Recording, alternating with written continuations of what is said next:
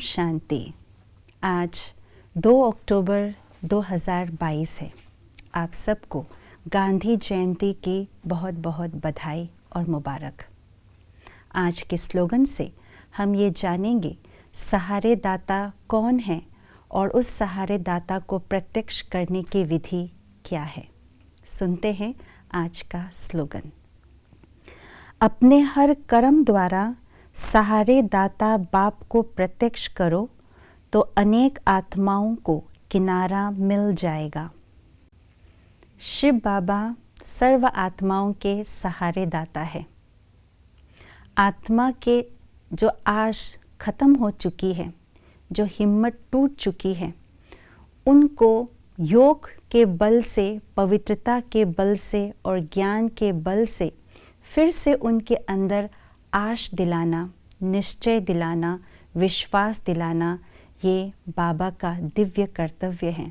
बाबा का सहारा देने का एक तरीका है, क्योंकि बाबा आत्माओं को सहारा शक्ति के आधार से देते हैं। सहारा देना माना ही सहयोग करना है। तो बाबा ज्ञान, योग और पवित्रता का सहयोग देकर के सर्व आत्माओं के अंदर शक्ति भर देते हैं और उस शक्ति को प्राप्त करके सभी आत्माएं अपने आप के अंदर एक शक्ति का जागृति का अनुभव करते हैं और उस शक्ति के आधार से आगे बढ़ पाते हैं।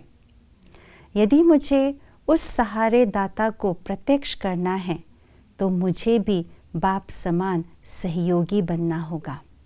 कैसे सहयोगी बनेंगे?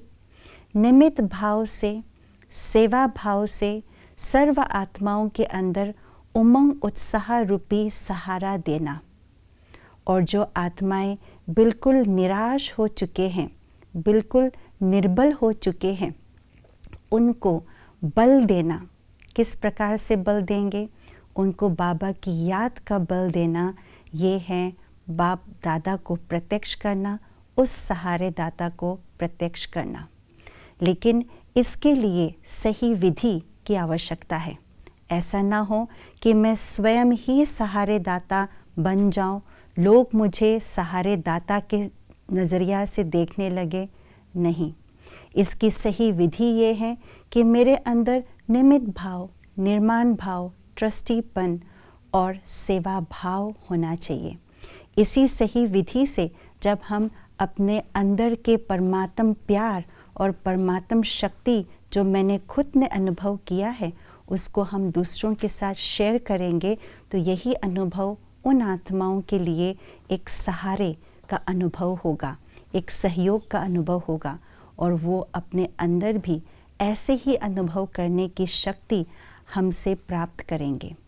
अगर मैंने इस विधि के विरुद्ध जाकर के सहारा देने की कोशिश की या मैंने सहयोग देने की कोशिश की तो क्या होगा?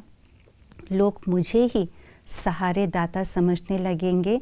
तो इससे उन आत्माओं को किनारा नहीं मिल पाएगा, ना ही उनको किनारा मिलेगा और ना ही मुझे किनारा प्राप्त होगा, बल्कि मैं खुद ही जो तूफानों के भंवर है उसमें फंस जाएंगे और दूसरों को भी फंसा लेंगे।